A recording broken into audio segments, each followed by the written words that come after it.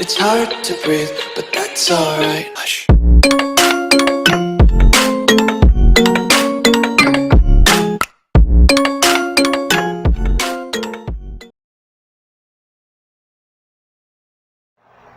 오늘 소개해드릴 책은 조금 내용이 무거울 수도 있을 것 같습니다. 그래도 한번 잘 들어보시고 제가 받은 느낌들, 이 책을 보면서 받은 느낌들 아마 여러분들도 이렇게 책을 읽어보시면 느끼실 수 있을 것 같아요. 자, 오늘 소개할 책은 이 책이고요.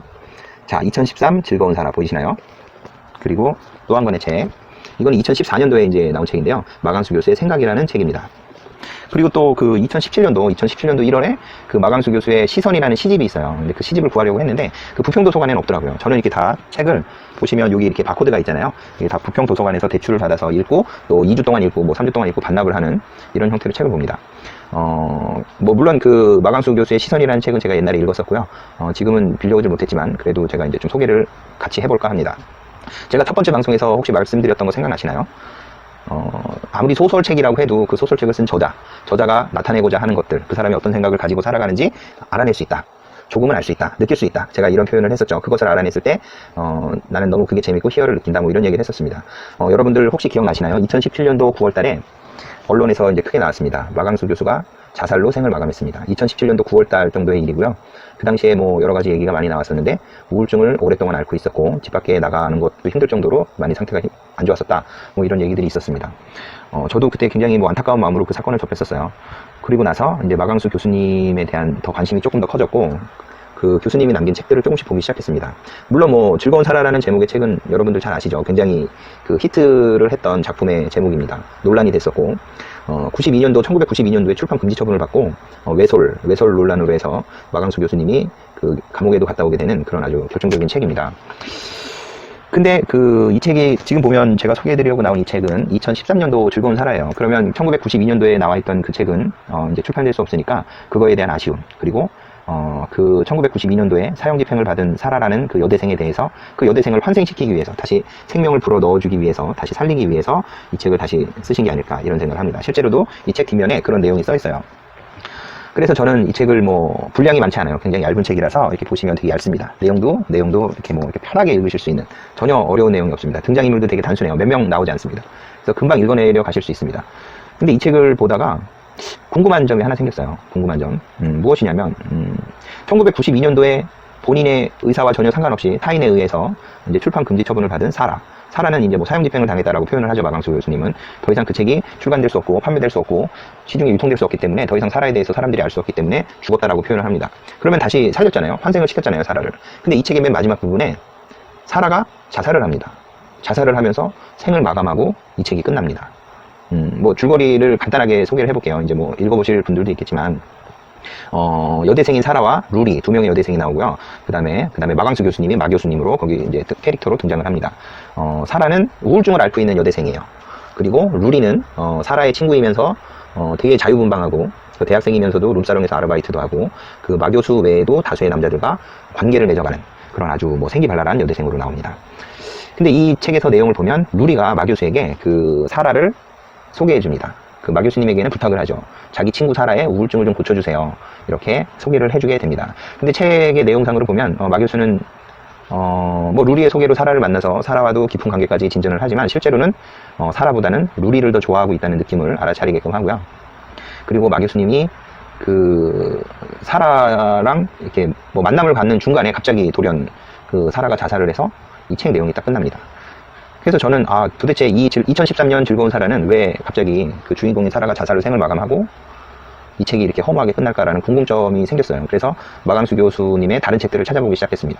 그 다른 책이라고 한 게 이제 그 생각, 여기 있는 생각, 그리고 2017년도 1월에 나온 그 시선, 이 두 권의 책인데요. 그 두 권의 책을 보다 보니까 제가 깜짝 놀랐습니다. 솔직히. 제가 좀 전에도 말씀드렸지만 마강수 교수님이 2017년 9월에 자살로 생을 마감하시는데요. 마강수 교수님이 쓴 책들 구석구석에 이 자살에 대한 얘기가 꼭 나옵니다. 그냥 나오는 것도 아니고 자살을 굉장히 뭐랄까요, 동경하고 있는 듯한 표현들이 많이 나옵니다. 어쩌면 자살은 하고 싶지만 용기가 없어서 못하는 그런 나의 모습들이 투영된 듯한 글들이 곳곳에 나옵니다. 곳곳에. 그래서 제가 이 책을 미리 다 읽어봤다면 마강수 교수님이 이런 극단적인 결정을 한 것에 대해서 미리 알아차리지 않았을까 뭐 이런 생각이 들 정도로 물론 어쩌면 거꾸로일 수도 있어요.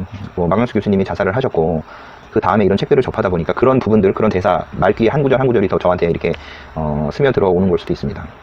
그 부분들을 몇 개 제가 이렇게 좀 영상으로 보여드릴게요. 클로바 더빙을 통해서 한번 보여드리도록 하겠습니다. 왜 뱀은 구르는 수레바퀴 밑에 자기 머리를 집어넣어 말벌과 함께 죽어버렸는가? 말벌이 뱀의 머리 위에 앉아 침으로 계속 소화됐으므로 뱀은 아파서 견딜 수 없는 지경에 이르렀다. 그러나 아무리 생각해봐도 복수할 방법이 없었으므로 뱀은 구르는 수레바퀴 밑에 자기 머리를 집어넣어 말벌과 함께 죽어버렸다. 뱀과 말벌과의 관계는 나와 위선적 도덕과의 관계, 이중적 현실과의 관계, 나를 괴롭히고 고민하게 만드는 그 모든 것들과의 관계와도 같다. 그러나 나는 죽음이 두려워. 현실이라는 거대한 늪에서 헤어나오지 못하고 있는 서글픈 존재이다. 과연 나는 현실에서 벗어날 수 있을까?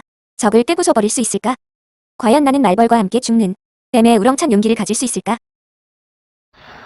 네, 지금 보신 그 영상은 그 마강수 교수님의 생각이라는 책에서 나오는 서시 부분인데요.